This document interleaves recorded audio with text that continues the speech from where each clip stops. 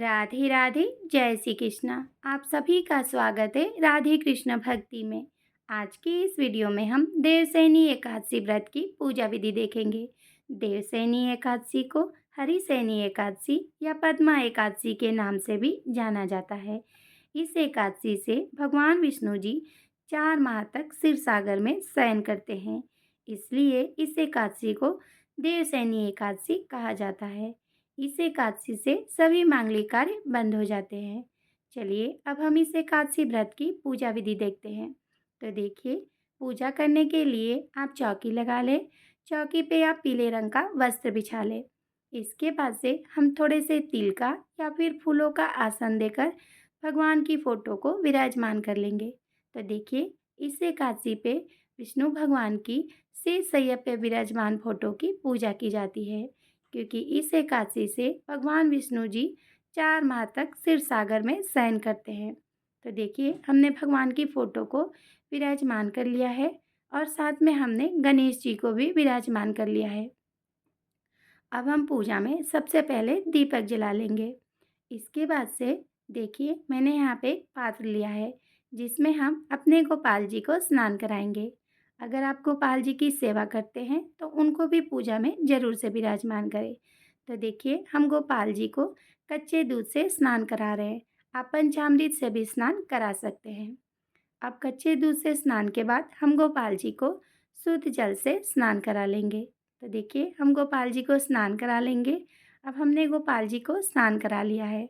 इसके बाद से हम गोपाल जी को अच्छे से पोंछकर उनका सुंदर सा श्रृंगार करके विराजमान कर देंगे। तो देखिए, हमने गोपाल जी को विराजमान कर लिया है। अब हम जल के छींटे लगाकर भाव रूप में गणेश जी और विष्णु भगवान जी को स्नान करा लेंगे।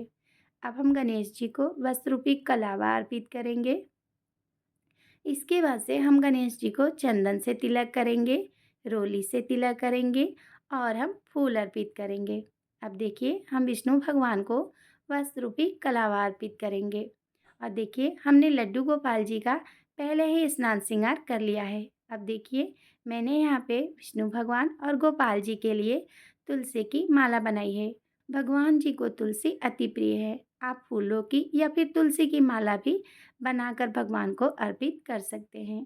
अब हम भगवान को चंदन से तिलक कर देंगे, गोपाल जी को तिलक करेंगे और देखिए, फोटो में माता लक्ष्मी है तो हम उनको रोली से तिलक कर देंगे और साथ में हम अपने दीपक की भी पूजा करेंगे। अब हम भगवान जी को फूल अर्पित करेंगे, तो आप पीले रंग के भगवान को फूल अर्पित करें। और देखिए, यहाँ पे मैं एकादशी महात्म की बुक को भी चौकी पे विराजमान कर लूँगी। अब हम भगवान को इत्र लगाएंगे। भगवान को इत्र अति प्रिय होते हैं, तो आप पूजा में इत्र का प्रयोग जरूर से करें। अब देखिए, हम सभी भगवान को तिल अर्पित करेंगे, क्योंकि एकादशी पे चावलों का प्रयोग नहीं किया जाता है, तो आप पूजा में तिल का ही प्रयोग करें। अब हम धूप दिखाएंगे, तो हम गणेश जी, विष्णु भगवान और लड्डू गोपाल जी सभी को हम धूप दिखा देंगे। इसके बाद से हम दक्षिणा अर्पित करेंगे, ताकि हमारे पूजा में कोई कमी हुई हो तो वो पूरी हो जाए। अब देखिए, हम गणेश जी को भोग लगा देंगे। तो हम गणेश जी को अलग से भोग लगाएंगे, क्योंकि उनके भोग में तुलसी नहीं डाली जाती है। इसके बाद से हम विष्णु भगवान जी को भोग लगाएंगे। तो देवशयनी एकादशी पे भगवान विष्णु जी को किशमिश का भोग लगाया जाता है, तो आप भगवान को किशमिश का भोग जरूर से लगाएं।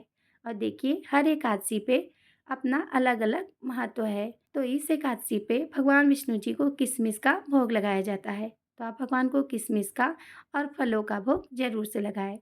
इसके बाद से हम विष्णु भगवान और गोपाल जी को तुलसी अर्पित कर देंगे। अब हम भगवान को जल अर्पित करेंगे। इसके बाद से हम एक लोटा जल ले लेंगे। हाथ में थोड़े से तिल या फिर फूल लेके हम देवशयनी एकादशी व्रत की कथा और महत्तम को पढ़ या फिर सुन लेंगे। कथा सुनने के बाद हमने जो हाथ में तिल लिया है वो हम भगवान के पास अर्पित करेंगे और इसके बाद से हम आरती करेंगे। तो हम प्रेम पूर्वक गणेश जी की, विष्णु भगवान की और लड्डू गोपाल जी की, सभी भगवान की हम आरती कर लेंगे। आरती के बाद से हम हाथ जोड़कर पूजा में हुई भूल चूक के लिए भगवान से क्षमा याचना करेंगे और अपनी मनोकामना पूर्ति के लिए प्रार्थना करेंगे। तो देखिए, इस तरह से बहुत ही सरल विधि से हम देवशयनी एकादशी व्रत की पूजा करेंगे। पूजा के बाद ये जो जल का लोटा है, इससे हम सूर्य भगवान को अर्घ दे देंगे और भोग प्रसाद हम सभी में बाँट देंगे। और आप इस एकादशी पे किशमिश का दान भी ज़रूर से करें।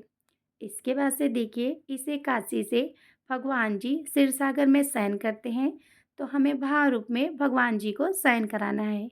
इसके लिए आप भगवान की फ़ोटो को एक पीले रंग के कपड़े से ढक दें। दूसरे दिन आप भगवान की फ़ोटो से कपड़े को हटा दें, क्योंकि हमें भाव रूप में भगवान जी को सुलाना है। इसके बाद से आप भगवान की पूजा कर सकते हैं। तो इस तरह से हमें देवशयनी एकादशी व्रत की पूजा करनी है।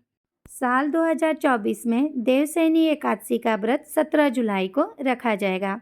18 जुलाई को सुबह 5:35 से 8:20 के बीच एकादशी व्रत का पारण किया जाएगा। तो आप इस बीच अपने एकादशी व्रत का पारण जरूर से कर लें। राधे राधे, जय श्री कृष्णा।